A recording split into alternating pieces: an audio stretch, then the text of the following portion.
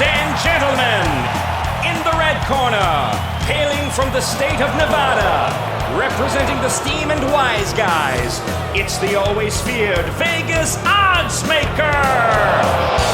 And in the blue corner, the crowd favorite from South Florida, Marc Winning Picks Lawrence.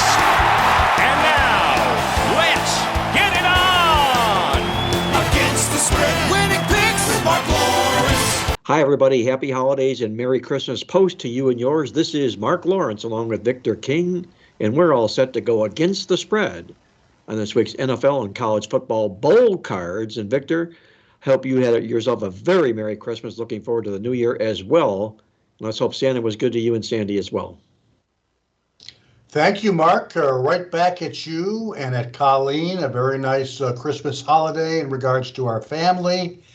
And even better, a really nice Christmas weekend for our King Creole customers and clients. We mentioned last week our 3-game totals triple play, and that brought home the bacon on Saturday. Of course, one of those plays was the Dallas-Philadelphia over that we talked about on last week's podcast. 74 total points scored. The game ended up going over by the third quarter. Nicely done there. We wrapped up the weekend with the Monday night play on under the total in the Chargers-Colts game. You saw what happened in that one. Final score 20-3. Yet another NFL primetime game that went under the total, as they have done with great regularity this season. And also, Mark, finally, with our winner last night in the Birmingham Bowl on over the total in the Coastal Carolina, East Carolina game, we have quietly started the bowl season with a 5-1 ATS record for our King Creole clients as well. We're very pleased with those results thus far as we head into a big-time 5-day bowl bonanza here. Yeah, the bowl season is well underway. Kudos, Victor. Congratulations on the great bowl start. Unfortunately for me, in that same game where you cashed your over ticket, I blew a big ticket on Coastal Carolina in the football game. It was really hard for me to watch Grayson McCall, their quarterback, best player on the field, best player in the Sun Belt Conference 3 years in a row, go down when Coastal Carolina was winning 14-10 in the second quarter, and there went the Chanticleer's chances. But nonetheless, we're not here to cry about spilt milk. We're here to talk about the college bowl games and the NFL games on tap this weekend. Looking back at the college bowl card so far this season, Victor, I'm going to ask you what you've noticed here, but before I do that, let me pass along a couple of notes that I derived out of the well-oiled machine, if you will. In the bowl games, a lot like we talked about last year, college bowl dogs thus far that are coming off a win are now 10-2 against the spread. Pretty nice little winning run there. We mentioned it was 5-0 last show, 10-2 right now, as they're speaking on the podcast today. Upcoming teams will be Thursday in the Pinstripe Bowl, Syracuse. Also Thursday in the Alamo Bowl, Washington Huskies. On Friday, those qualifying teams would be NC State in the Duke Mayo's Bowl, and also Pittsburgh Panthers in the Sun Bowl, South Carolina in the Gator Bowl, and Tennessee in the Orange Bowl. There'll be 5 more qualifying plays in this particular situation from Saturday on out. You want to check out the College Bowl Guide to pick up on who those teams just might be. And one other note that I picked up here, Victor, is also in the College Bowl so far, favorites of 5 or less points in bowl games taking on opponents that are coming off a win. There have been 6 of them, and all 6 have lost the money. We're going to have, in this particular situation, on Thursday, 2 plays. Texas will be in that role in the Alamo Bowl, Minnesota in the Pinstripe Bowl. On Friday, 3 plays, Clemson in the Orange Bowl, UCLA in the Sun Bowl, and Maryland in the Duke's Mayo Bowl. There will be 3 more on Saturday on out. And once again, check out who they all might be in the College Football Bowl Guide. Still plenty of great information in that bowl guide to take you from now through the final bowl games on New Year's Day or post-New Year's Day on January 2nd. What did you pick up, Victor, from the well-oiled machine as well, what you've learned in the bowl games to date? Well, Mark, you mentioned the bowl dogs, and we're now 21 bowl games through, have finished, completed. Dogs 11-10 ATS. You mentioned the really nice stat about Bulldogs who are coming in off a win. And of course, the teams to watch out for in the upcoming bowls. Not so good for the Bulldogs coming off a loss. I got that as 1-8 ATS. Wow. You may want to take a look at fading some of those Bulldogs who come in off a loss in their last regular season game. And again, for me, Mark, it's all about the over-unders. On last week's podcast, we talked about the first 11 bowl games and how the unders kind of ruled 3 overs, 8 unders in the first 11 bowl games. Since then, since our last podcast, we've had 10 more additional bowl games played over the last 7 days. And again, we are looking under. Those last 10 bowl games have gone 4 overs, 6 unders. So year to date now, we are in 21 bowl games completed, 7 overs, 14 of them have gone under. That's 67% under the total. Again, we've been fortunate in that our overs have been those rare ones that have indeed covered or cashed. But again, we're at 67% now under the total in the bowls as we head into this big time, 5-day bowl period over the next, Thursday through Monday. A little underscoring going on in the college bowl games, much like the NFL football season this year, sort of mirroring that, I guess, if you would, in that particular sense. Also, Victor, let's take a look now on the NFL side of things and what we noticed on the NFL football card last week. And I got to say this. Last week, Saturday, when the NFL played the bulk of their games on Saturday, was the first time I got to enjoy a Chick-fil-A sandwich while watching the Red Zone. I can't get one on Sundays. Right, they're close. Yeah, right. Exactly. So it was a double treat for me, Chick-fil-A sandwich and watching the Red Zone on Saturday in the National Football League, a pretty nice treat, if you will. What I kind of observed was, and I put this in the newsletter this week, is the fact that here we are this deep into the National Football League season, and of the 32 teams in the National Football League, only 11 of them own a winning record. Wow. Now, I don't know if that's parity or if it's just maybe the opposite end where the better teams are pulling away, the other teams are mediocre or average. But what I would surmise out of that is this. You can mark down the names of those 11 teams with winning records, and you can rest assured that when the NFL playoffs get here, those are the teams that are going to be winning and advancing and moving forward.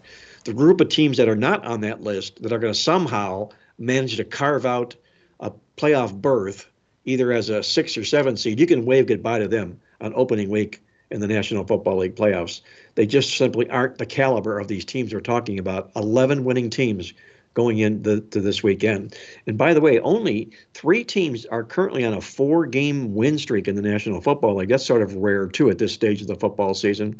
That's kind of what I observed a little bit of, Victor. How about you? What did you see in the NFL last week?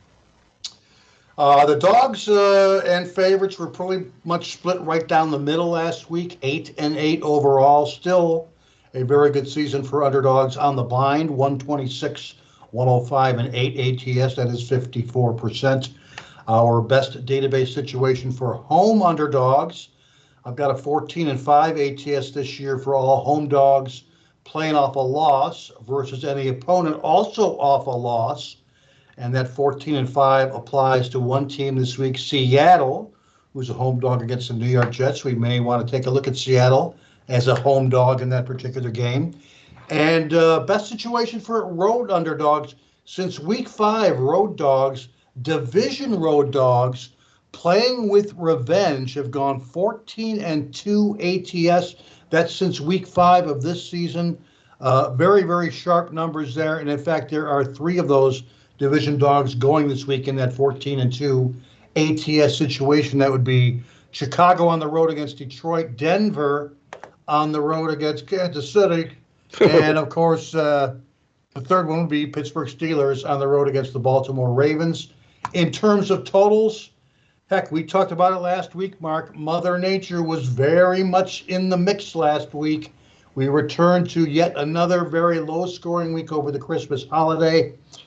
In fact, the only 3 outdoor games that went over the total last week was Commanders at 49ers, Lions against the Panthers, and the Bills against the Bears. In the other 9 outdoor games, the results were actually a perfect 0-9 over-under. For the week, there was 6 overs, 10 unders. The average over-under line last week, only 40.9, easily the lowest of the season, and justifiable given the impact that Mother Nature indeed had. The average combined points was only 41.5, the second lowest week of the season. And we had our share of shootouts. There were 4 games that got to 57 or more points. But even with those gaudy numbers, the other 12 games in the NFL only averaged 34.0 combined points per game. So our over-under tally thus far for the year, 106 overs, 133 unders, 1 tie, 56% under the total. And of course, average points per game, we are now down to only 44.0 on the season. But again, Mark, thanks to Mother Nature, there was a lot of games that stayed under last week.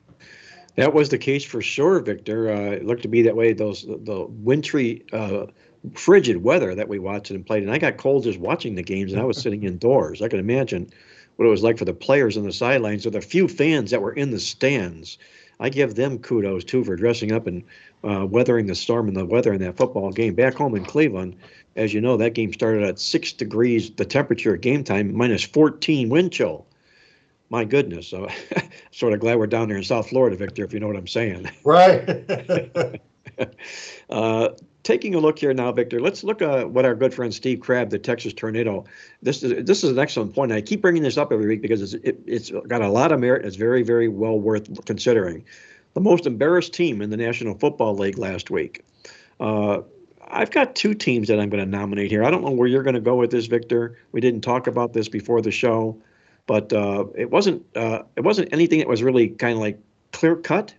But I might nominate the Tennessee Titans losing at home to the Houston Texans. My goodness. Obviously a problem going on there at Tennessee. They have to rely now on Malik Willis as a quarterback. It's one of those football teams that I mentioned that makes the playoffs that you can wave goodbye to in the first round. That will happen to Tennessee if they some way, somehow hang on. But right now they don't even qualify. I'll go over that in just a little bit here. The other guy I might nominate might be the guy who you just gave the nose job to, the Denver Broncos. My goodness. I mean, 51-14 to the LA Rams. Are you kidding me? Probably they might be the more embarrassed of the 2 teams. I don't know. That's up for argument. What's your take on that, Victor?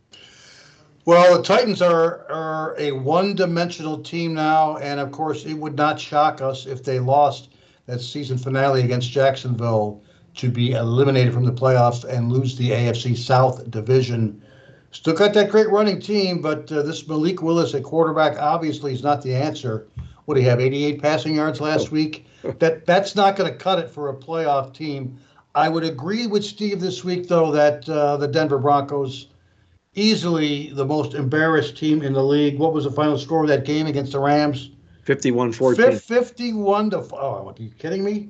They allowed the Rams, 390 total yards on offense, given their difficulties all season long. Hey, we know that Denver is always going to have a very, very good defense, but it's on offense where they have really stunk up the joint this year. Only 15.5 points per game on offense. It's easily number 32. That's dead last in the NFL. Only 316 offensive yards per game. And this was the year that things were supposed to improve. Yeah. Well, we'll see what happens in the offseason, and we'll see if Russell Wilson is fixable, right? Well, that's a good word to use, fixable, because I don't believe he is. I think he's obviously a cancer in that locker room. And, they had to use Nathaniel Hackett as the scapegoat. Had to fire somebody because it's basically all on the lap of Russell Wilson, what's going on with the Denver Broncos here. Now, Hackett may have been well over his head. He could have been a Peter Principle type hire for that football program. But to fire him in the first year as a rookie coach, he's only the second rookie coach, first time ever NFL head coach that was fired before the season ended and never been a head coach ever before. The only other time it happened was San Francisco, a guy named Pete McCulley, back in 1971. And do you know who the coach that took over for Pete McCulley the next year happened to be, Victor, for San Francisco? Was it maybe Bill Walsh? Bill Walsh, exactly right. There you go. Kudos. Nice. Yeah, what a stellar career he had. So I don't think there's a Bill Walsh for Denver to find out there. I don't think that's going to happen. Even if they're able to lure somehow Sean Payton into that ugly mess, I think he said already he doesn't want it. I don't blame him, but I don't think there's a coach to be found that's going to be able to fix that situation because it's really almost next to intolerable. Talking about the playoff picture here, as we always do, let's recap the teams where they currently stand in the playoff run. We've only got 2 more weekends to go, and it's getting very, very tight, obviously. Number 1 seeds as they were last week, the same 2 teams, Buffalo and Philadelphia. Number 2, the same 2 teams, Kansas City and Minnesota. All 4 teams, obviously, have clinched a playoff berth. Number 3 seed, Cincinnati, moves up to the number 3 spot right now. They're really a team on a roll right now, obviously. What a Monday Night Football game that promises to be between them and Buffalo. And number 3 on the other side, the NFC, is San Francisco, who's also clinched a playoff berth. Moving into the number 4 slot is the Jacksonville Jaguars, who've taken over not command, but at least they have the tiebreaker, the lead in the NFC South. Kudos to them on a great effort they've put forth here. They're playing about as good as anybody right now in the National Football League. Number 4 on the other side, Tampa Bay, just holding serve, if you will. I don't know how they're getting it done, but they're holding serve. Number 5 seeds, Baltimore and Dallas, both in the playoffs. Number 6 seeds, the LA Chargers, who qualified for the playoffs with their win over the Colts Monday night. And the New York Giants held serve at number 6 in the NFC. Number 7 seeds, the Miami Dolphins and the Washington Commanders, barely holding on right now because they're going backwards faster than anybody else in the league. And right on their heels, number 8 seeds, New England and Seattle. Number 9 seeds, the Jets, Detroit. Number 10, Tennessee, Green Bay. 11, Pittsburgh, Carolina. And number 12, Vegas and New Orleans. And speaking about Vegas, Victor, as we did the podcast today, we heard an announcement that Derek Carr is being relieved of his duties with the Raiders. A little bit surprising to me. I mean, first of all, they're still mathematically alive for a playoff spot. I mean, I know a lot would have to happen, but they could win 2 football games, and who knows what could happen, where they could maybe slide in and steal a spot. But obviously, they've thrown in the towel there, and they're going to go a different direction. So I'm a little bit surprised at that because Derek Carr is not that bad of a quarterback. I would agree. He's not that bad. Now, he does lead the NFL interceptions this year with only 14. Still surprising given the fact that his main man, his best friend on the team, is Devontae Adams. Yep. Derek Carr was the reason that Adams was okay going from Green Bay to another team in the offseason. So that is quite surprising that Jarrett Stidham gets to start in that game. Obviously, the line has moved significantly, and San Francisco's on the verge of laying double digits. I think the last time I looked, they're already up to 9-point road favorites in that particular game. One more team I want to mention, Mark, that you talked about in the playoff race. It's not just because I picked them to go to the Super Bowl in the offseason. But you know who's played really, really good lately and is a team to look out for in the playoffs is the L.A. Chargers. Yes, they are. I say that because they have still yet to peak on offense this year. This current winning streak that they're on is all because of their defense. The defense is getting healthier. It looks like Bosa might even be coming back sooner rather than later. The fact that they've allowed, only 11.3 points per game in their current 3-game winning streak.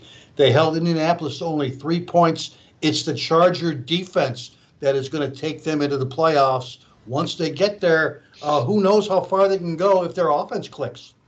That's a great point as far as the Chargers are concerned. A football team that's sort of hasn't really surged, like you say, yet thus far this football season. A lot of talent on the team, and we all know that, Victor, when it comes to the playoffs, it's defense that keeps teams advancing. And if they could keep that defense where it's at right now and let this offense come alive, they could indeed be the type of team that no one in the AFC will want to face come playoff time.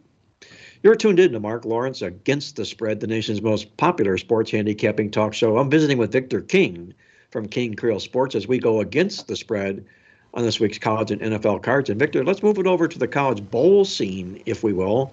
And our featured college bowl game this week is a beauty. We're going to hop out to the Sugar Bowl, where Kansas State's going to take on Alabama in a big, big showdown game in New Orleans. Victor, how do you see the Sugar Bowl shaking out between the Wildcats and the Crimson Tide? Well, again, this next 4 or 5 day period, Mark, this is the period where we got some really outstanding bowl matchups. Heck, there was a handful of games we could have chosen. we can't go wrong with Alabama Crimson Tide. That is for sure. So we're talking about a Saturday, 12 noon Eastern kickoff, Caesars Superdome in the Big Easy, Louisiana. Alabama, it looks like they opened about a 5.5, and they're up to about a 6.5 point favorite in the game. The over-under line opened 55.5 for the Sugar Bowl. There's been some over money coming in. We're up to 56.5 to 57 as we record the podcast. Let's take a look at both teams on the season. Slightly better under than over teams for both squads. Alabama went 5-7 over under on the year, a 40.8 points per game offense, an 18.0 point per game defense. Alabama games 58.8 on the season. Kansas State 6-7 over under on the year. Like their counterparts, a pretty good offense at 33.2 points per game, and also like their counterparts, a very good defense for the Wildcats, only 20.1 points per game. So average points in K-State games this season, 53.3. Now, what kind of interests me is how did these teams do from an over-under perspective in their non-conference games? Well, Alabama 1-3 over-under in their 4 non-conference games, average over-under margin minus 12.0 points per game. Even better, Kansas State went 0-3 over-under in their non-conference games this season, average margin minus 14.0 points per game. In terms of recent bowl history between these two bowl teams, Alabama has gone 0-4-1 over-under in their last 5 bowl games, covering a 3-year period that includes, of course, any sort of national championship playoff games they might have been. But 0-4-1 over-under for Alabama, only 51.2 points per game. Kansas State, 56.5 combined points per game in all of their bowls in the last 10 years. They've gone 2-7 over-under their last 9 games in the month of December. They've gone 1-4 over-under last 5 neutral site games. Now, by any normal standards, it's been a wonderful football season for Alabama, but they're not in the playoff.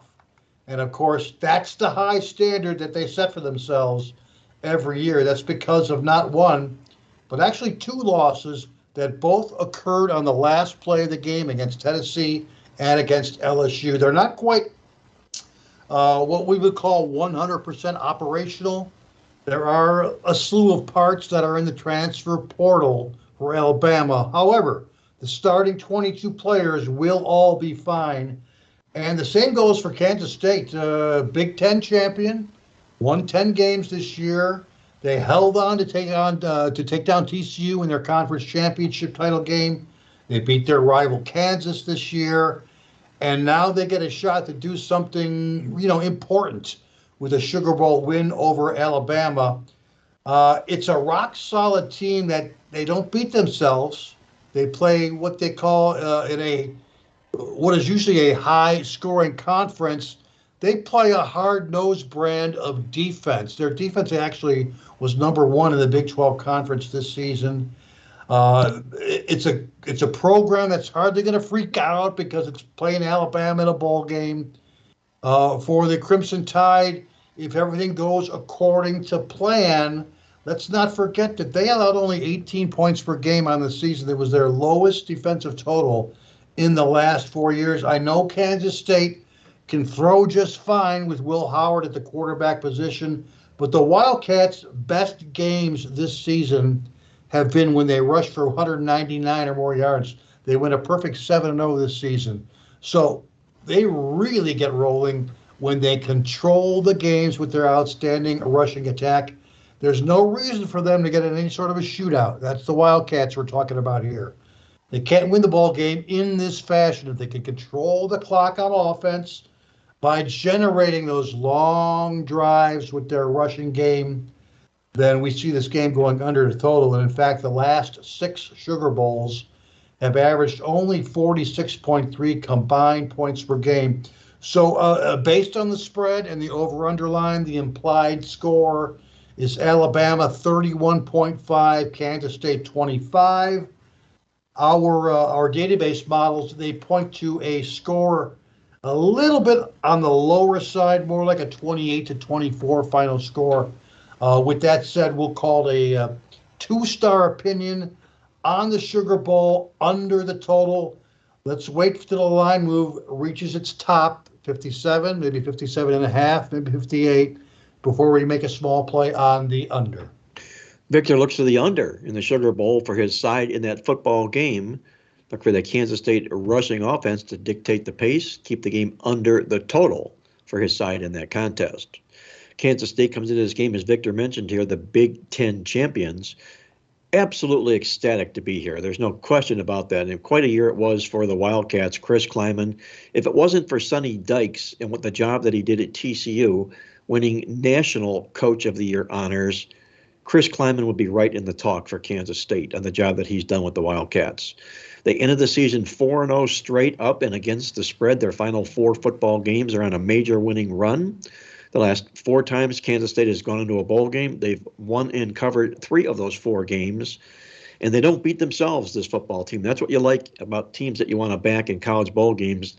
They're number 4 in the country in turnover margin, net turnover margin, number 4, Kansas State. Alabama, on the flip side, comes in here. They rank number 127 in the country in penalties per game. That's a staggering stat to me. I mean, you wouldn't find a Nick Saban football team that bad, that porous, almost that poorly coached to be ranked 127th in the country in net penalties per game. My goodness. You've also got them. They closed out the season raggedly, 1-5 to the spread the last 6 football games. And Victor mentions here, they're more accustomed to being in a college football playoff game than they are a regular bowl game. Well, the last 3 times just that has happened when they've been in regular bowl games and not the playoffs, they've lost all 3 of those non-playoff bowl games straight up on the scoreboard. I'm going to obviously lean to Kansas State in this football game for my side in the contest here.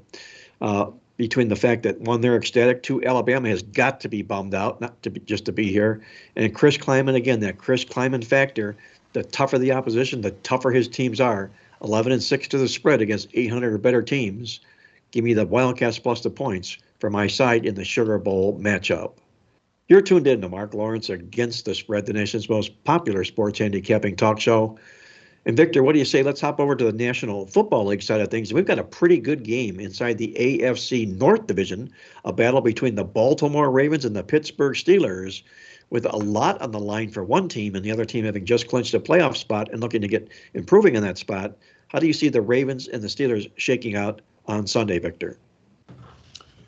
Well, Mark, obviously this is a big game because about 10 days ago, NBC TV ended up flexing this game to the Sunday night TV spot. The originally scheduled game for Sunday night was going to be the Rams and the Chargers. And again, they decided to switch on that one and bring in one of these great AFC North Division matchups like we're getting here with the Pittsburgh Steelers on the road against the Baltimore Ravens. The look-ahead line had Pittsburgh anywhere from a 6 to 6.5 point favorite. The line right now is only Baltimore, 6.5 point favorite. The line now only 2.5 points. So you could have got Pittsburgh plus a ton of points a little bit earlier. We'll see if maybe Andy has a little more insight in that particular look-ahead line. Also, the look-ahead line was 42.0 as far as the total goes. And then it went down to about 38.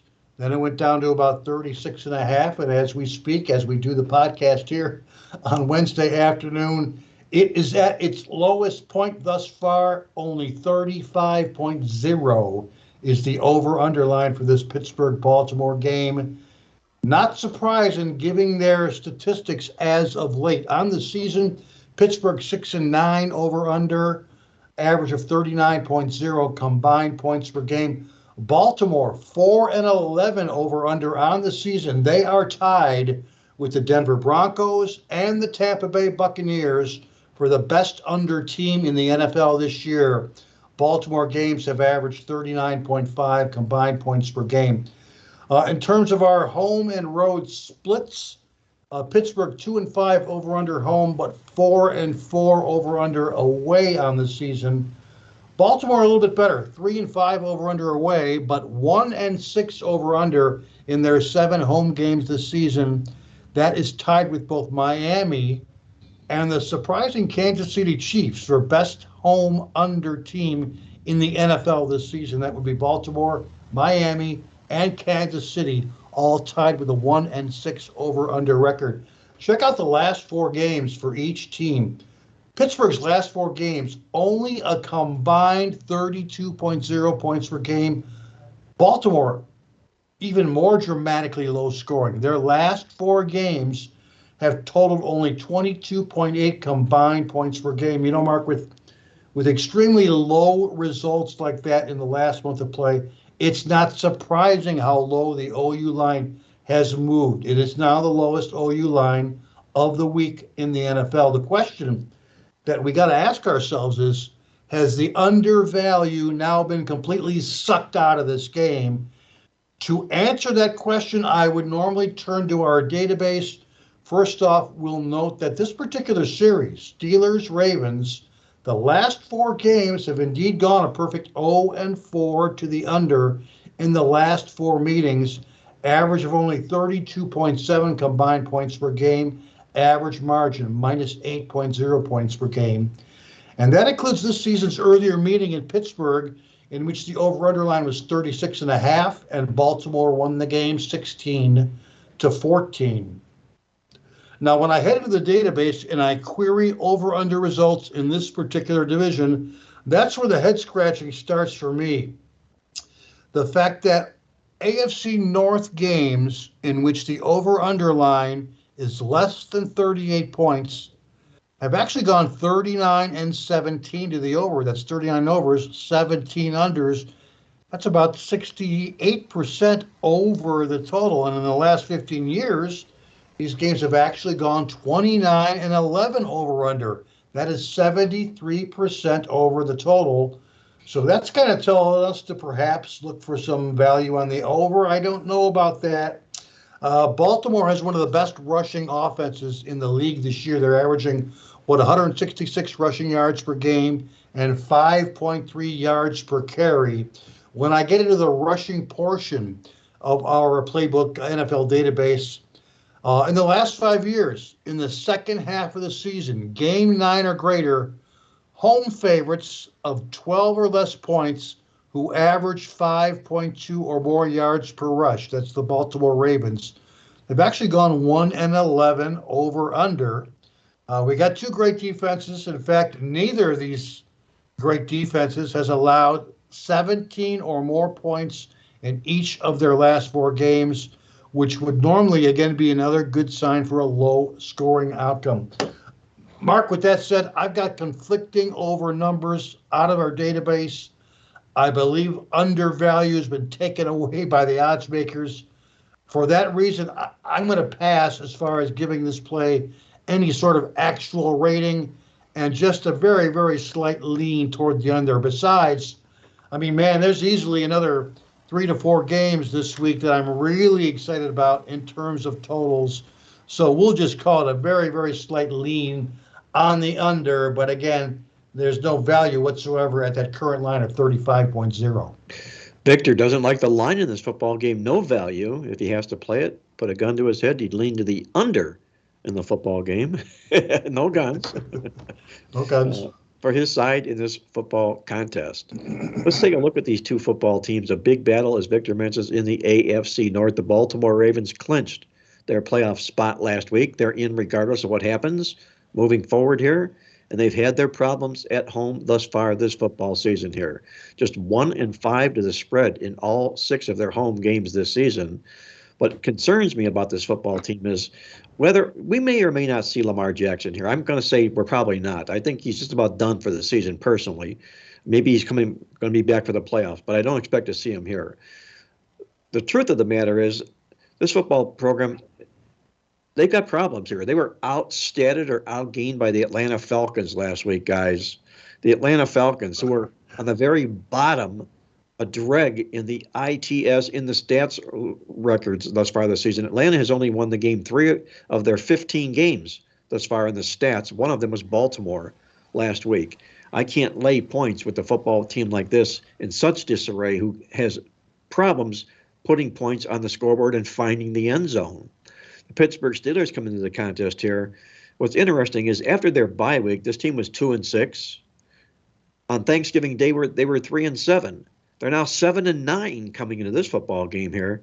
That's quite a vast improvement. They've won 4 of their 6 football games since Thanksgiving, and it's all because T.J. Watt is back in the lineup. Not all because, but a large factor of that is T.J. Watt being in the lineup for the Pittsburgh Steelers. When he's been there this year, they're 5-2 straight up and against the spread. A huge game for Pittsburgh here. I don't see the momentum stopping for this football program here, especially against what I feel is an overrated Baltimore Raven football team right now. They're playing balls to the wall to keep Mike Tomlin's never having had a losing season record intact. They're on pace to do just that. I think they win this football game, which means I have to take the points with the Pittsburgh Steelers. You're tuned in to Mark Lawrence Against the Spread, the nation's most popular sports handicapping talk show.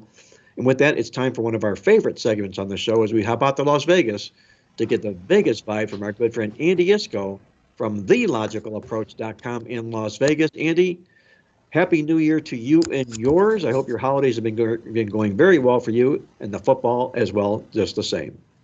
Well, thanks, Mark. Yes, it is. Of course, happy holidays, merry belated religious holidays, and early Happy New Year's greetings to you, Victor, the staff, and, of course, all of our viewers and listeners. It's been a fun bowl season so far. The appetizing bowls are almost over, and then the big guys get underway later this week. Looking forward to some really great action, including that TCU, Michigan, Ohio State, Georgia, those 2 matchups, which pretend to be very entertaining, and we'll see if we'll have a matchup of undefeateds between Georgia and Michigan. We might even get a Big Ten rematch between Michigan and Ohio State, or possibly TCU will spoil the party and they will face the winner of Georgia versus Ohio State, which would be interesting. So looking forward to that, and of course all the action in Week 17 of the NFL as we get closer to the finish line of the regular season. Yeah, a lot of storylines abounding in the college football bowl games, especially, Andy, as you said, getting into the meat and potatoes portion of it beginning this weekend with the 2 college football championship games taking place this weekend. I know, Andy, we always talk about the contests and what's going on in Vegas here, and as you do customarily for us, and we greatly appreciate your rundown and bringing us up to speed on what's happening, because we are right close to the finish line with all these major contests in Las Vegas. And I know, and you'll get to it, there was some major developments that happened, especially at the circuit contest, one of those big circuit contests. Bring our listeners up to speed, if you will, Andy. Yeah, I'll start by talking about the Westgate contest and then the Golden Nugget, and then actually the Circa Millions as well, which all serve as an appetizer for the recap of what happened in Circa Survivor this past week. And we can call it, I think there's already been a film made, Agony and Ecstasy, but I'll explain that when we get to it. Looking at the Super Contest Classic, the regular Super Contest Classic through the first 15 weeks of the contest, that's the first 75 selections, the consensus of the top 5 selections. 41, 33, and 1. That's 55.3%. Barely profitable, but that barely profitable amount went down a little bit this past weekend as the consensus of the top 5 selections, 2 and 3. The 2 winners were the Bengals over the Patriots and the Packers plus the points against Miami. The 3 losers, the most popular game of the week, the Philadelphia Eagles. The contest line at the Westgate plus 5.5, and of course they lost by 6 in a wildly entertaining game.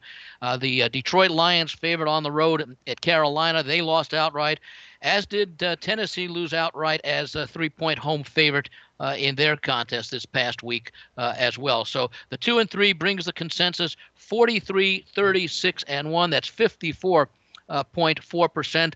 A little bit over 3 units of profit if you had played the same amount each week on the top 5 selections.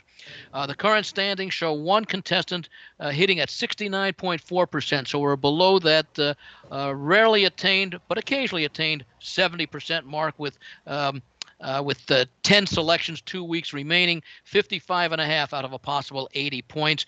Good enough for a 1-point lead over one contestant in second, one contestant another point back in third, and another contestant at 53 points, half points behind the third place contestant.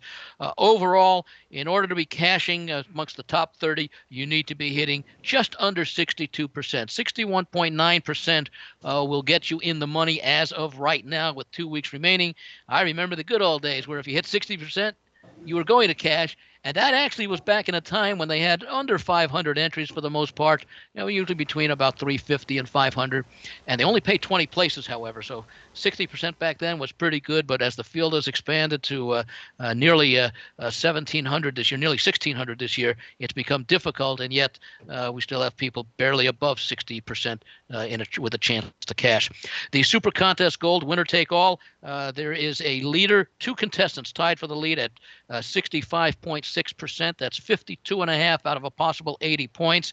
And there are a total of 9 contestants within 5 points of the lead, meaning 47.5 and 52.5. That's going to come down to the final 10 picks as well. So a lot to be done the final couple of weeks. The guy who is in first with that 2-point lead with 10 picks to go is looking good. But, of course, week 17 and week 18, used to be week 16 and 17, but now with the expanded schedule, final 2 weeks of the season, always have a lot of surprises with teams jockeying for seeding, trying to make the playoffs, playing out the string, looking towards next year, etc. Looking at the Golden Nugget, that's the college and NFL combined. And, of course, we now have most of the college bowls being played. So those who concentrate on colleges have had their opportunity after a couple of weeks where we had very few, if any, college bowls. And, of course, just the week we had the Army-Navy game, and you had to pick from the other NFL games. 2 contestants are tied for the lead with 69 of a possible 112 points because you do pick 7 games a week. Can be college and pro sides only. That's good for 61.6%, so a shade under 60%. Now, keep in mind that usually this contest winner has someone in the high 60s, but keep in mind as well, only 128 entries this year, down from the last few years when it was between 200 and 300 a number of times. So that one contestant, however, or the 2 contestants who have that 61.6% winning percentage, that's good right now for a 2.5 game lead over 2 contestants tied for third place at 59.4%. And actually, they pay the top 20 in ties. And right now, it takes 56.3% to be in that group, the final group that will cash this season, depending upon what happens over the final 14 picks over the next 2 weeks. Looking now at the 2 Circa contests, the first, the Circa Millions, pretty much along the same lines as the Westgate static lines, although there are some variations between the contest lines at the Westgate and the contest lines at Circa. Just for informational purposes, the Westgate puts their contest lines out generally about 5 p.m. Pacific time on Wednesday afternoons. The Circa comes out about 15 hours later. Let me do my math a little bit, but 17 hours later at about 10 a.m. Pacific time on Thursday. And there are developments that do affect it, anticipated line moves. And in fact, it didn't have an impact this week, but it easily could have. I mentioned that Philadelphia was a 5.5 point favorite in the Westgate. That one for a while, they thought it was going to be a 4.5. That ended up coming out to be a 5-point favorite as well. Excuse me, 5.5, but there was some talk that one might have been 4.5. But in any event, the consensus going into last week in the Circa Millions of the top 5 selections, 38, 33, and 4, barely profitable at 53.3%. And it's the slimmest of profits available right now as the consensus went 2 and 3, currently standing at 40, 36 and 4. That's 52.5% or 0.4 unit of profit over the first 80 selections if you played the same amount on the consensus plays each week this season. The 2 winners this past week were the Bengals -3 at the Patriots, held on to win by 4, and the Steelers, fortunate. We'll have more about the Steeler game in a little bit. -2.5 at home against the Las Vegas Raiders on Christmas Eve night. Those were the 2 winners. The 3 that lost were the Eagles plus the 5.5 at Dallas, losing by 6. The Lions losing outright at Carolina as a 2.5-point favorite, and the Browns losing at home as 2.5-point favorites to the New Orleans Saints. So 40, 36, and 4 for the consensus. There is one contestant hitting at exactly 70.0%. That's 56 out of the 80 selections. Good enough for a half-point lead over one contestant in second, another contestant a half-point further back, and one more contestant a half-point behind that. So a very close race, only 2 points separating, or only 2 points, 1.5 points separating. Actually, I'll go back a little. 2 points separating the top 5 places, and there's one individual in each of those top 5 places. So figures to be a nice frantic rush to the finish. They pay the top 100 plus ties. Currently, 117 entries are in position to cash at least something in the contest, and that minimum percentage to cash, 61.3% out of nearly 4,700 entries. Okay, appetizers over, and we'll go to the main course, which is the Circa Survivor. As the contest had for Thanksgiving, the contest week of week 16 for Christmas was broken into 2 parts. The 12 games that were played on Thursday and Saturday, and then the 4 games that were played Christmas Day, Sunday, and Monday. If you survived the Thursday, Saturday selection, you advanced to the 4 games to choose from for Sunday, Monday. Going in, there were 14 contestants alive going into the Thursday, Saturday portion.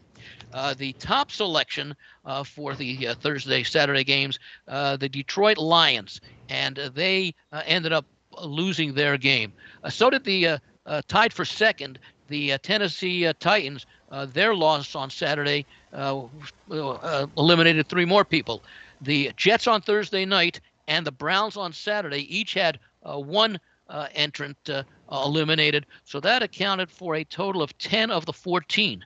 Now, one contestant had the Vikings earlier on Saturday, fortunate to escape as the Vikings won on a 61-yard field goal against the Giants to break a tie in a game that had a real good chance of going into overtime. So that contestant ended up being alive, knew that he was going to be alive for the Sunday, Monday games.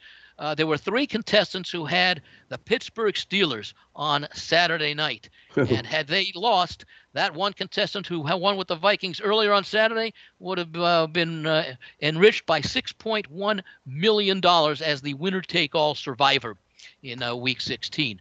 And, of course, if you saw that game, the game dedicated to Franco Harris, a lot of emotion there. And the Steelers hung tough.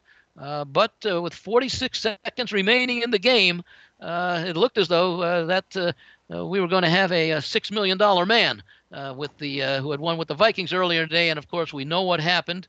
The Steelers scored late to pull ahead 13-10. And the ensuing possession, Derek Carr of the Raiders threw an interception to seal the victory for the contestant who had 3 contestants who had the Steelers. And so all 4 advanced to Sunday. I had earlier thought and read somewhere, it turned out to be slightly incorrect, that Franco Harris intervened with the winning play with the winning interception. And with 32 seconds remaining, his uniform number was actually showing in the play-by-play at 36 seconds. And it was also thought that the play ended, the interception on the 32-yard line of the Steelers. It actually ended on the 34-yard line, but close enough. Franco's presence was clearly felt throughout the evening, and I don't know if whether you believe or don't believe, but certainly there are some out there who can draw that connection. So in any event, the guy who was very close to the agony of the ecstasy of winning $6.1 million was alive, with 3 others going into Sunday. Now, of course, as you may recall, once you pick a team, you are eliminated. You're prohibited from picking that team again. And here we are now. This is actually going into contest week 18 because we had the 2 weeks on Christmas and the 2 weeks on Thanksgiving. So each contestant had already used 17 of the 32 teams. The contestant who thought he was going to win it all on Saturday night, had two choices available to him of the 8 teams that played Sunday and Monday night. He had to choose between the Dolphins and the Chargers. Well, unfortunately, he chose the Dolphins, who were leading most of the way in their game against Green Bay. In fact, they had a 10-point lead just before the half, and then they did not score again as Green Bay put 13 points on the board to win 26-20, eliminating him, but not totally, because if the other 3 contestants also lost, it would have been a 4-way tie, and each contestant would have won between 1.5 and $1.6 million. Well, the other 2 of the other contestants played one of the later games on Sunday, and it looked as though they were both going to eliminate it, as they both had Tampa Bay in their game against Arizona. Remember, you only had to win straight up, not against the spread. Well, if you stayed up to watch that game, you know what happened, as Tom Brady and the Bucs ended up winning the game. First of all, forcing the tie after trailing by 10 in the fourth quarter, and then getting the game-winning field goal to eliminate the potential $6 million Saturday man and advance themselves. Depending upon what happened Monday night, the 4th contestant who survived into the second part of the Christmas week had the Chargers. They won rather easily against Indianapolis, although it wasn't the most exciting of games. It was enough to get the Chargers the win and the point spread cover for those who backed them as well. So 3 contestants remain alive heading into the final 2 weeks of the contest. The first 3 years of the contest, and part of it had to do with why the Circa added these twists of the 2 Thanksgiving selections and the 2 Christmas week selections, is that we've had multiple winners in each of the first 3 seasons, and they wanted to try and see, well, maybe we can eliminate the field so we'll have a chance for just one winner this year. Well, they've had pretty good success, as 99.95% of the field, 6,130 of the 6,133 entrants have been eliminated. So with 2 weeks to go, you've got 3 contestants battling it out for the winner-take-all by the $6.1 million. So if they end up all going undefeated or all getting eliminated in either week 17 or 18, they would get about $2.1 million apiece. At the same time, should one or more of the contestants go the season perfect, win their last 2 selections, and have avoided using either the Rams or Bengals, the 2 Super Bowl winners from last year, $1 million bonus would go to anyone who ends the contest 20-0. So it could be as many as 3 people splitting that extra million, provided they had not used the Rams or the Bengals. And of course, over the last few weeks, you wouldn't have considered using the Rams. However, this past weekend, the Rams were the easiest winner on the card.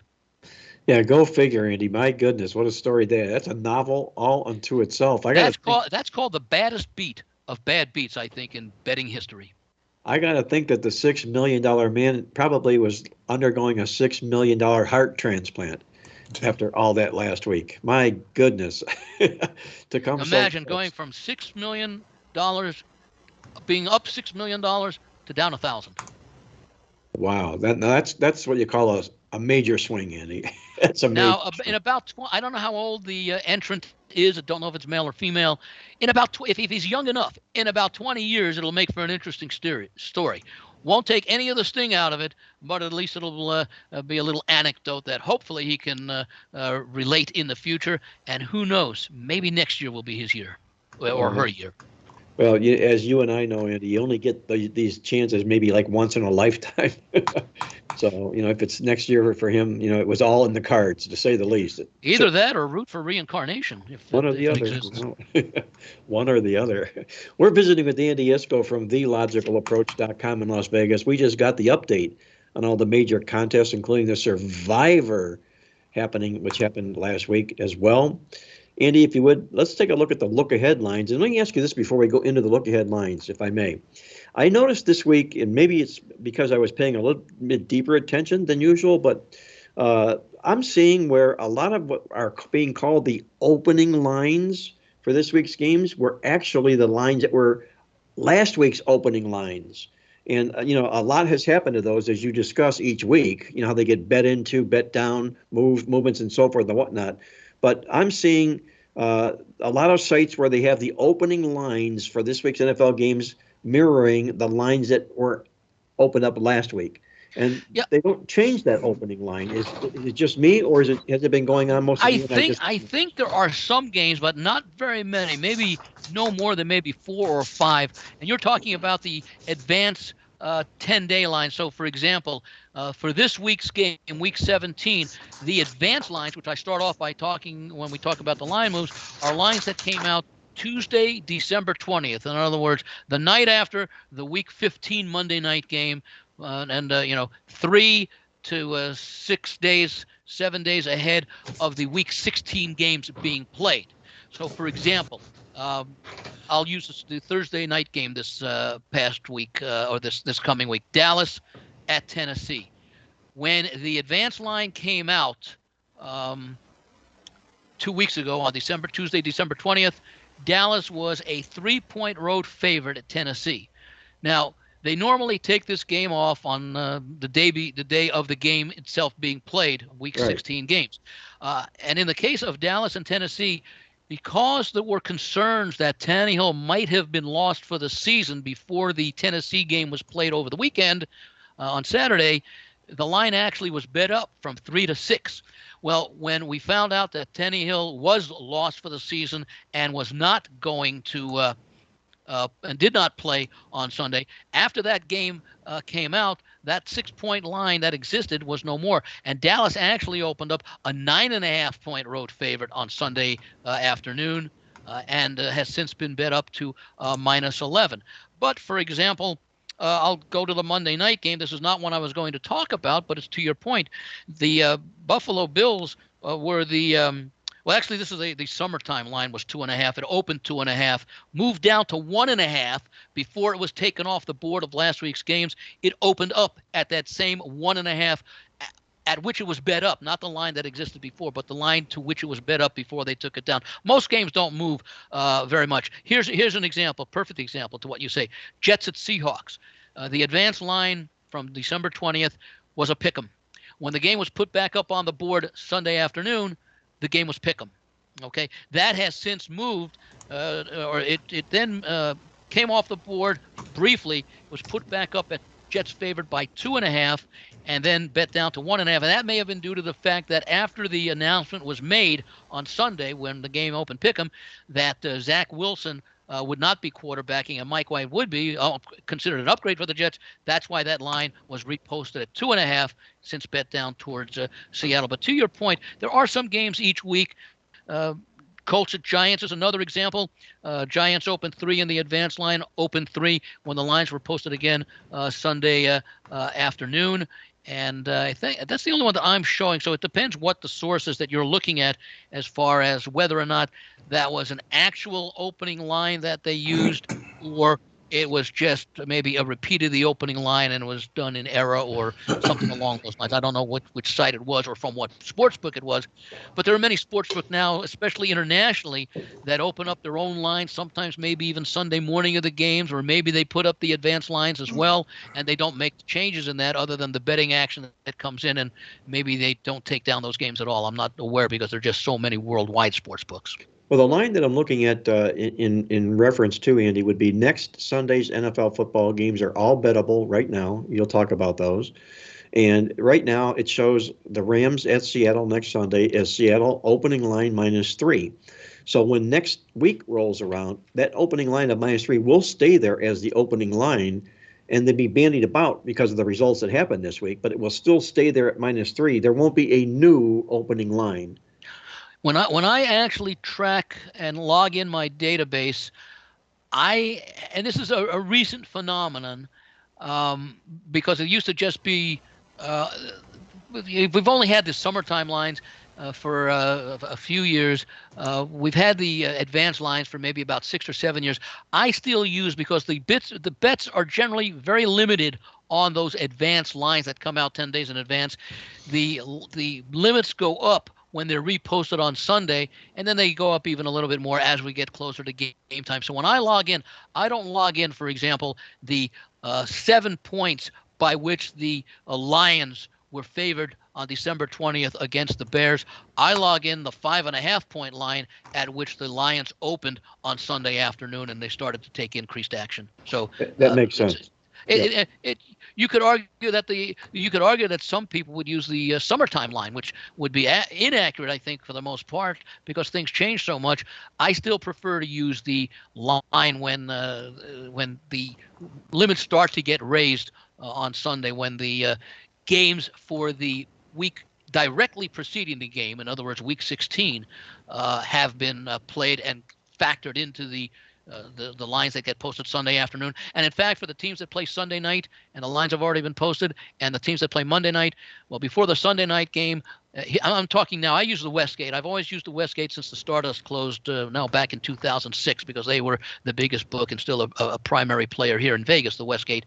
I have used I was going to say that the Sunday night teams, before they kick off, the Westgate takes down that line, reposts a new line on Monday morning.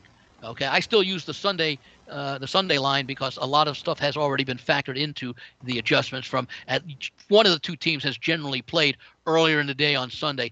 Sometimes you will get and I think it happened a few weeks ago, where one of the teams that played on Sunday and the other team that they're facing the coming week will play on Monday night. That has happened a few times. So yeah, just to illustrate that, the important thing, and I think for anyone who's keeping record, be consistent as much as possible. Don't all of a sudden start in October saying, well, I was using the advanced line as the opening line, and now I'm going to use the Sunday reposted line. Be consistent however you do it, because either way is acceptable. It's just that you want to know and convey to those who may follow your database information that you are using this, and there will be variances. And the fact of the matter is, if you wanted to bet Seattle -3 at the Westgate, which it is right now, it would be what we would have called a circled game. There's only a limit on what you can bet in the game anyway. So whether it's 3 right now or not, is it really truly the opening line? It's what you call the advanced line right now. The advanced line is the one that came out this past Tuesday the 27th. Yes. 2 days after Christmas. And that's, of course, when you're talking Seattle -3, that's for week 18 against the Rams, not Seattle this week against the Jets. Exactly. So if you would do us the honors, Indy, let's talk about these look-ahead lines and what you've got from what we saw and what we're looking at this week. Okay, I mentioned the Dallas-Tennessee game, and that was a steady move, largely due to the double acknowledgement of Tannehill being out. First, it was widely expected, and then it was confirmed. So from a line that initially during the pre-week 16 games went from 3 to 6, went up at 9.5 after Tannehill did not play last Sunday and was ruled out. And yet that wasn't enough an adjustment going up against the slumping Tennessee Titans up to 11.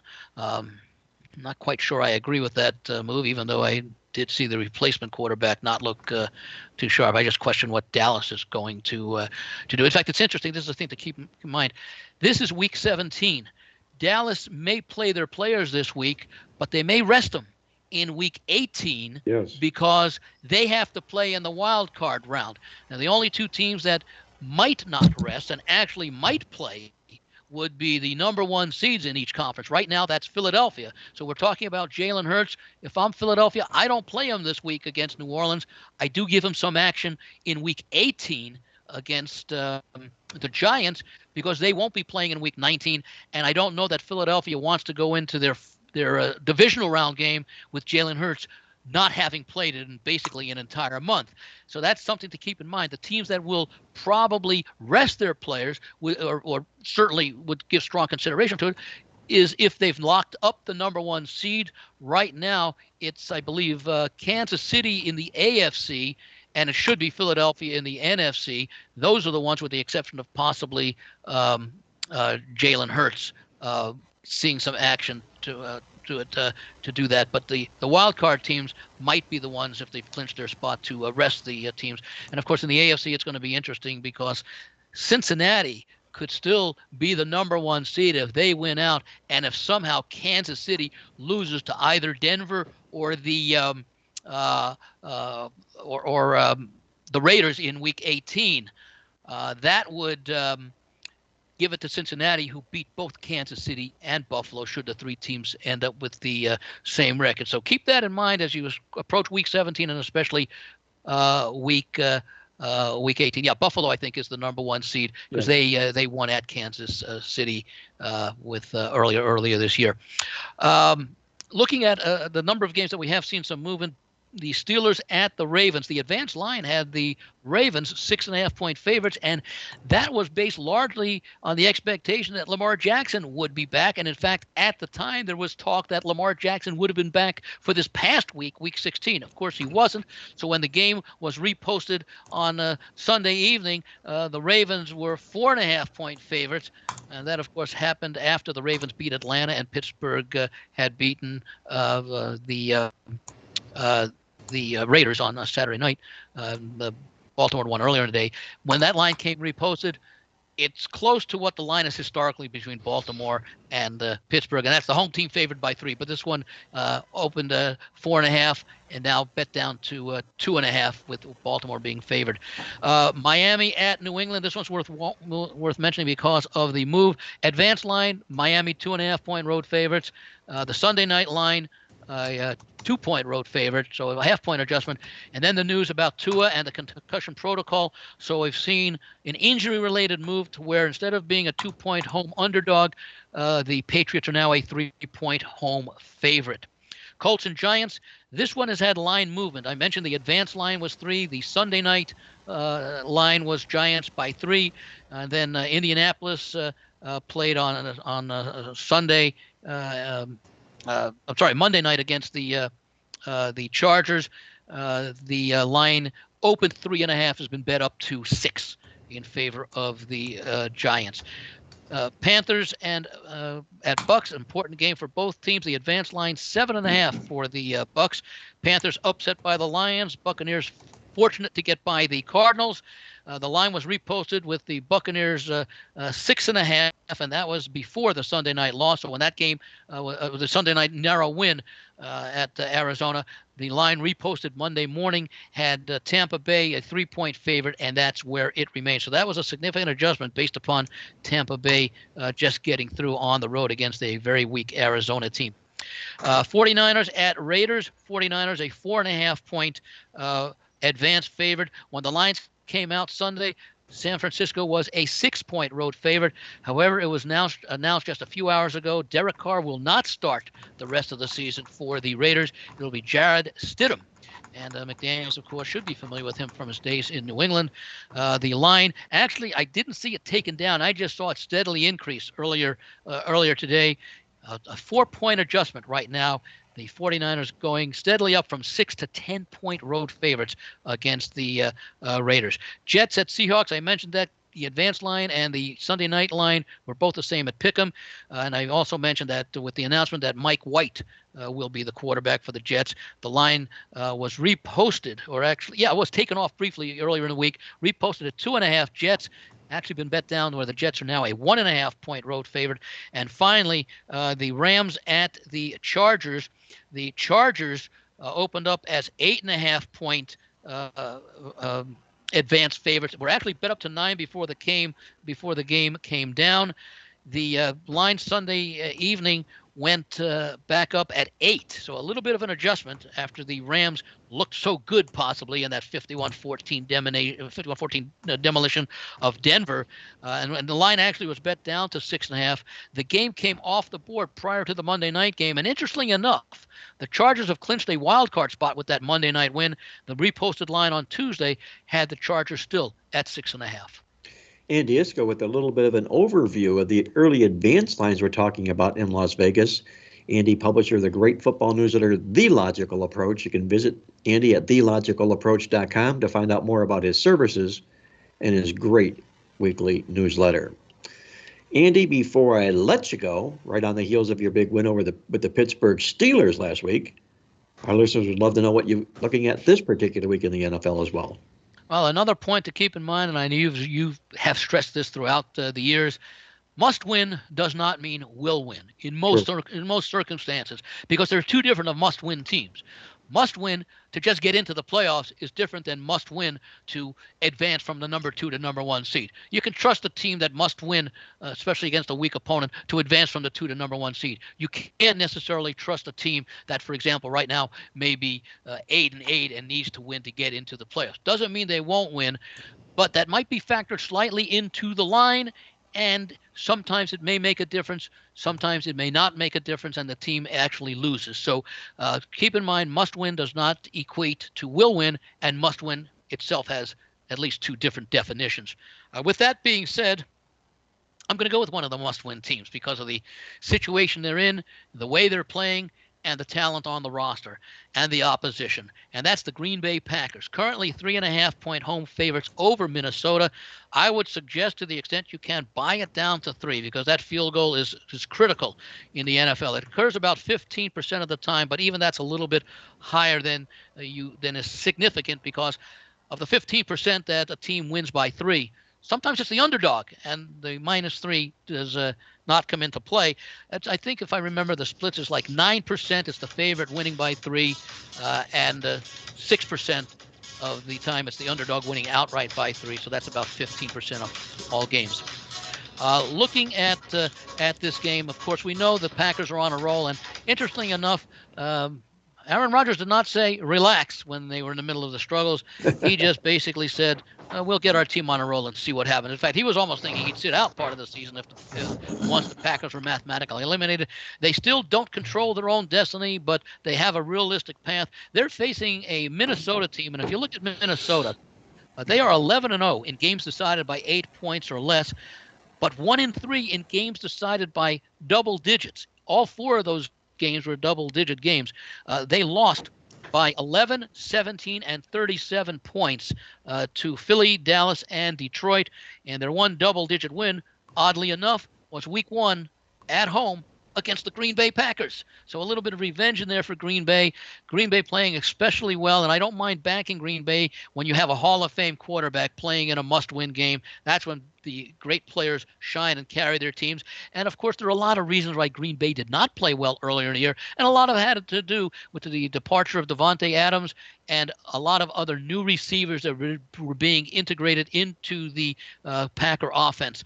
The Vikings, despite their 12-3 record, they've actually given up more points than they have scored, and they've allowed an average of 48 yards per game more. That's 402 yards than they've gained, which is just 354. So they've really outperformed greatly their statistics.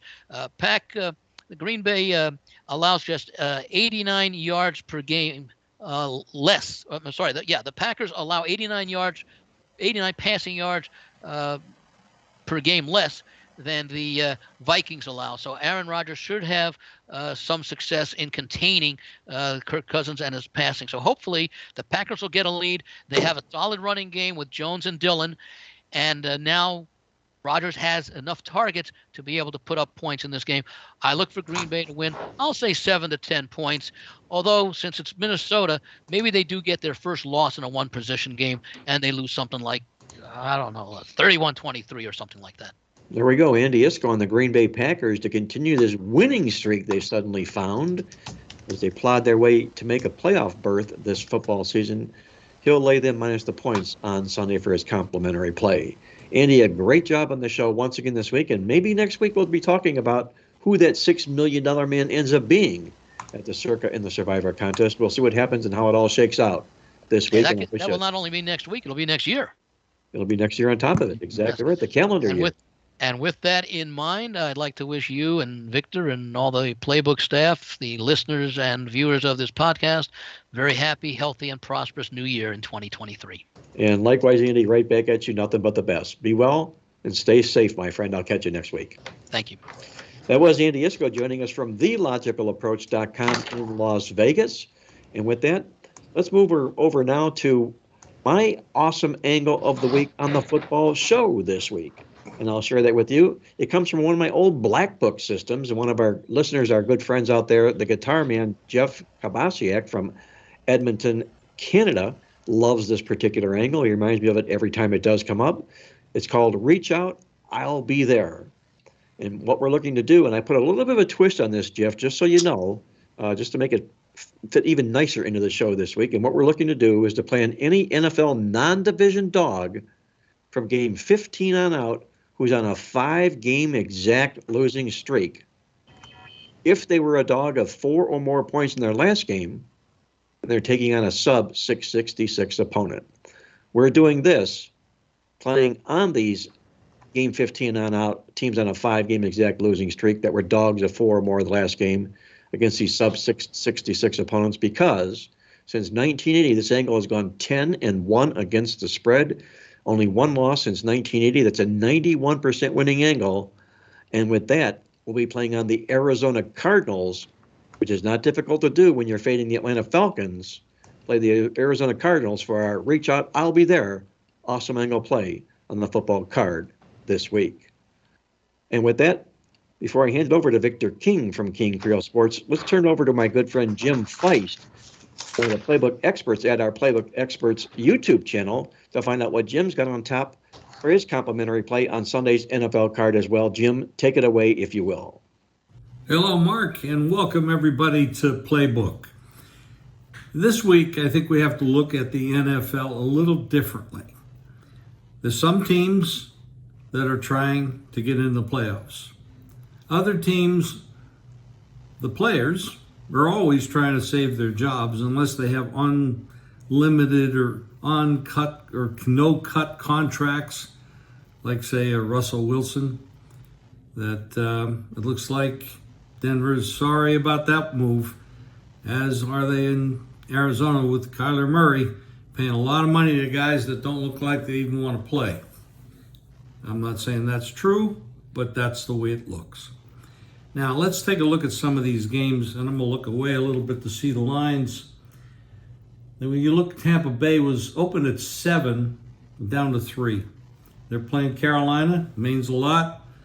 Win and you're into the playoffs. I believe there might be some side things that have to happen. But take a look at the Ravens. 6.5 down to 3 against the Steelers. Both these teams want to get into the playoffs. The Steelers are on the edge. That's the 5 o'clock game here in Vegas, 8 o'clock on the East Coast. You got Arizona. You got, let's see, other line moves that make a difference here. Oh, it's a big one. Miami, with Tua, of course, is in concussion protocol again. I think this is the 3rd time. That is not a good sign. They opened 2.5, and now the Patriots are 2.5. The game is in New England. I don't think we're going to run into the same amount of bad weather that we had last week. Well, I know it's not going to be quite as bad. That was ridiculous. But let's look at some other games. Kansas City Chiefs over Denver. Denver Broncos, I don't know what they're going to do with Russell Wilson. They did fire their coach. The coach was inexperienced. It was over his head, in my opinion. But Russell Wilson looks like a guy dropped off a cliff. I don't know what happened to this guy. The Giants went from 3 to 5.5.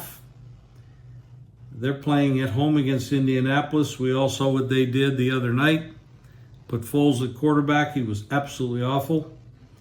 Seahawks opened 1, and now the Jets on the road are 2. White is probably going to be the quarterback there. Zach Wilson looks like he's going to be inactive. San Francisco goes from 4.5 to 6 at the Raiders. And then another 1 o'clock game. The Chargers go from 8.5 to 6.5 over the Rams. Rams look awfully good the other day, but that was against the Broncos. We know that Baker Mayfield can play football, but he's not that good. He's still good. He's still one of the top 32 out there at this time. But anyway, I have a free play, and this is what I'd like to talk about.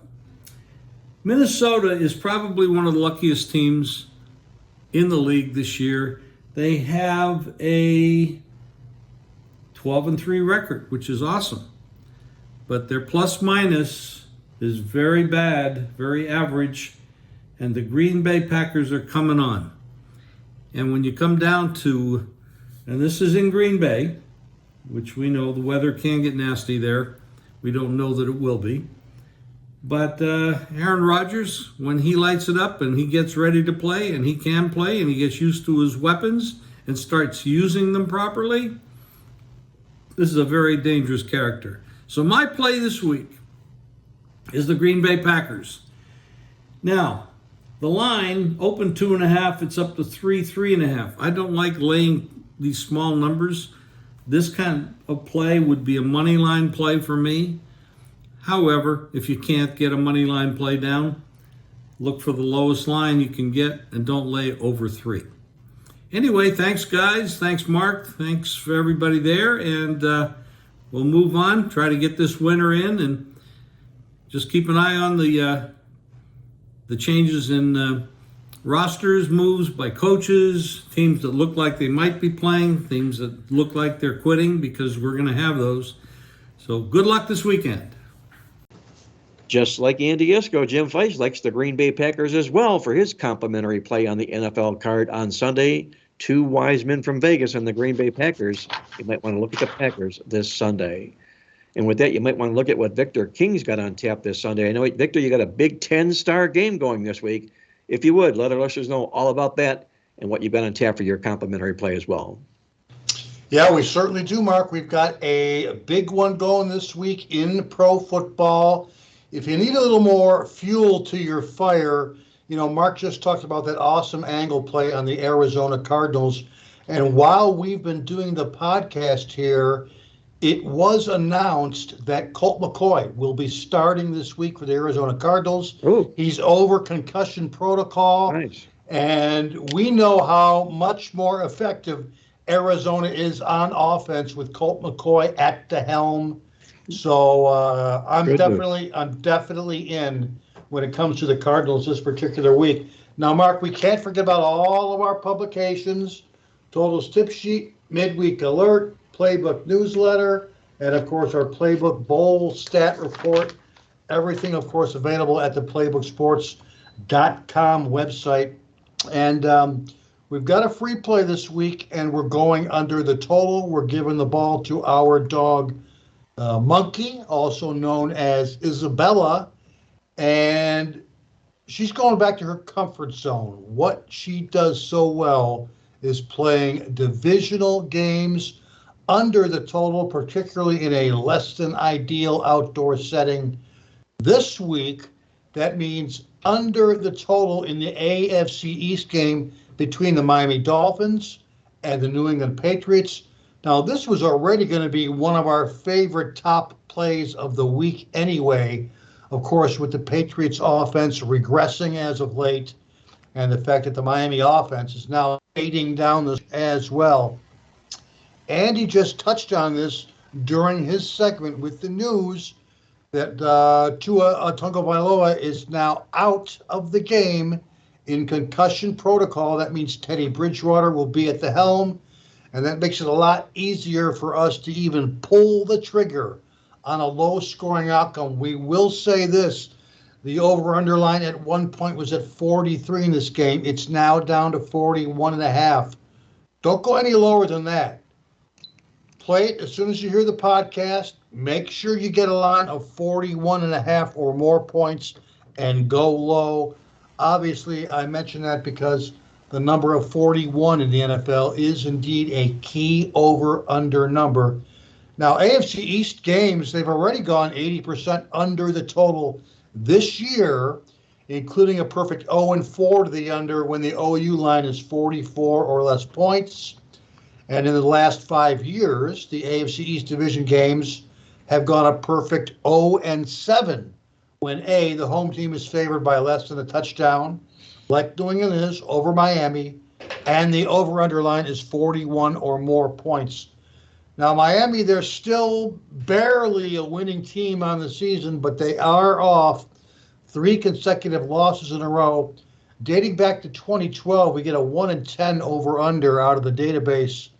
For all greater than 500, that's winning, underdogs of less than a touchdown, if they're off 3 straight losses in a row, that applies to Miami this week. Last week, it was that non-conference loss, of course, to the Green Bay Packers. Here we got an 0-6 over-under last 2 years. all AFC teams off a straight-up and ATS non-conference home favorite loss. That applies to Miami when the over-under line in these games is less than 45 points. And again, for the host Patriots, they're off that Saturday home loss to the Cincinnati Bengals, which also puts them in a very good under the total position. NFL favorites off a Saturday non-division home loss, like the Patriots, have got a perfect 0-8-1 over-under since the 1994 season.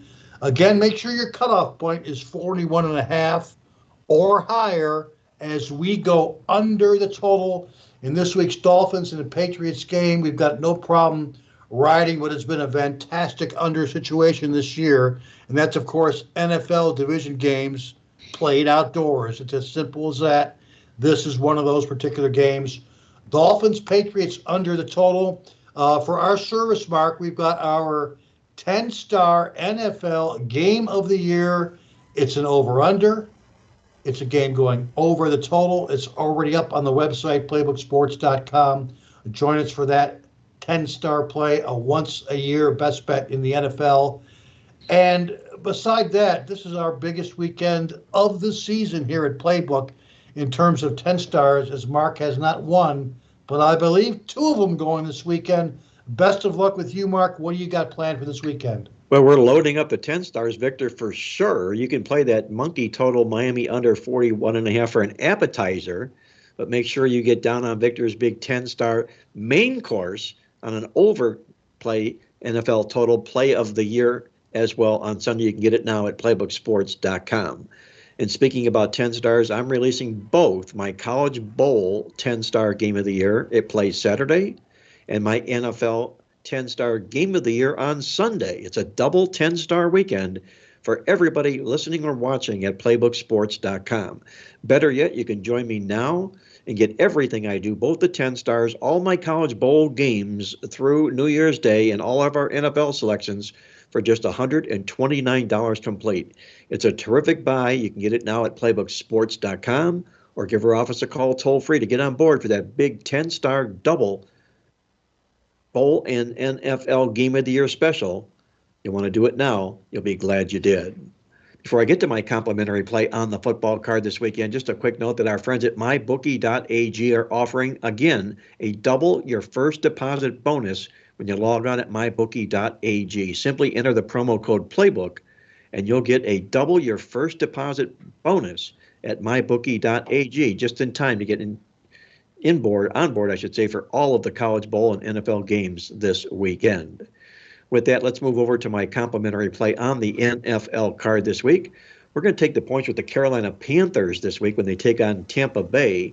I talked earlier before about Tampa Bay's struggles and how they're struggling thus far this football season. How about overall in all their games, 3-11-1 against the spread, 0-6 in their 6 home games to the money are the Tampa Bay Bucks. They've scored more than 23 points in only 1 game this year.